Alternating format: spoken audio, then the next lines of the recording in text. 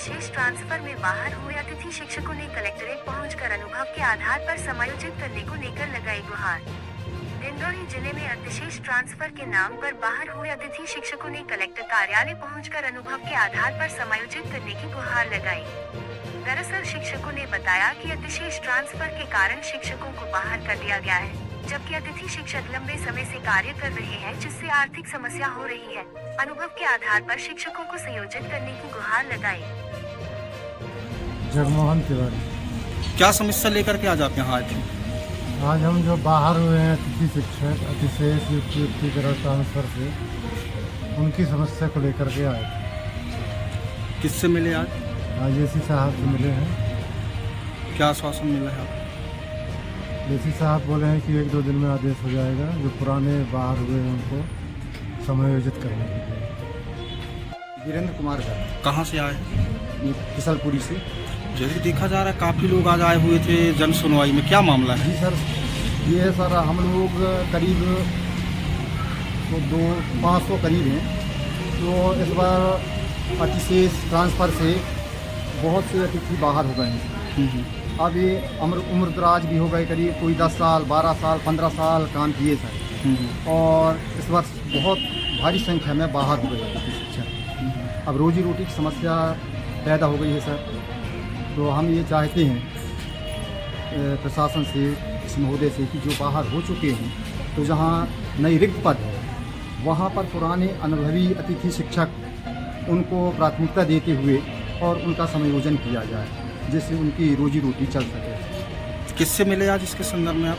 ये AC sir से मिले। क्या आश्वासन दिया गया? उन्होंने यह आश्वासन दिया है, तीसरी बात है जो अतिथि जो बाहर हो गए हैं ट्रांसफ़र से, तो उनके लिए जहाँ पर रिक्त पद, नए रिक्त पद हैं कहीं भी, तो उनको ही समायोजित किया जाएगा। नए मतलब भर्ती नहीं की जाएगी, नए लोगों को नहीं रखा जाएगा। पुराने अतिथि शिक्षक जो बाहर हुए हैं प्राथमिकता देते हुए अनुभव के आधार पर उन्हीं को रखा जाएगा। ये आदेश जो है हम 1-2 दिन में और करवा देंगे। ऐसे कितने अतिथि शिक्षक हैं जो कि मतलब अभी बेरोजगार घूम रहे हैं? कम से कम 500 अतिथि शिक्षक जो कि बाहर हो चुके हैं। सर की क्या कहते हैं, यहाँ पे बहुत सारे अतिथि को जो अतिशेष के ट्रांसफ़र होकर आए हैं उनको निकाल दिया गया है, जिसके कारण उनको स्वाभाविक सी बात है कि आर्थिक समस्या का सामना वैसे करना पड़ रहा है, क्योंकि बहुत सारी महिलाएं हों चाहे पुरुष हो, सबकी रोजी रोटी का कार्य है।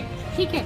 दूसरी बात कि जब यहाँ पे क्या कहते हैं किसी की नियुक्ति की वहाँ पे जब बोला जाता है अधिकारियों के पास में, तो वहाँ पे ये कह दिया जाता है कि भाई वहाँ पे पोस्ट खाली नहीं है। और जब उनको अपने लोगों को लेना होता है तो वो ये कह देते हैं कि भाई वो वहाँ पे पोस्ट अपने आप आ जाती है, और जब किसी को निकालना होता है तो वहाँ पे पोस्ट समाप्त कर दी जाती है। जैसे हमें ही बोल दिया गया है, हम 5 साल से वहाँ पे समाज विज्ञान की पोस्ट में कार्यरत रहे हैं, और अब जब वहाँ पे हम जाके बोले वहाँ पे कि भाई हमको कार्य करना है, तो वहाँ ये कह दिया गया कि भाई आप उच्च अधिकारी से लिखवा के लेके आइए। जब हम उच्च अधिकारी से लिखवा के लेके आएंगे तो स्वाभाविक सी बात है कि हमको यहाँ पे अधिकारी बोल दिए कि भाई आप संस्था प्रमुख से लिखवा के लेके आइए, कि भाई ऐसा बोला किसने है। जब हम वहाँ पे गए बोलने के लिए तो हमसे ये कह दिया गया कि भाई यहाँ पे समाज विज्ञान का पद रिक्त ही नहीं है, जबकि हमने 2025-26 तक की उस संकुल में कार्य किए हैं अप्रैल 7 तक के। और अब यहाँ पे हम जब बोलते हैं तो वो बीओ से वहाँ पे हमको यहाँ से यहाँ वहाँ नचाया जा रहा है, हमारी कोई सुनवाई नहीं हो रही, बस हमको यहाँ से वहाँ भटकाया जा रहा है।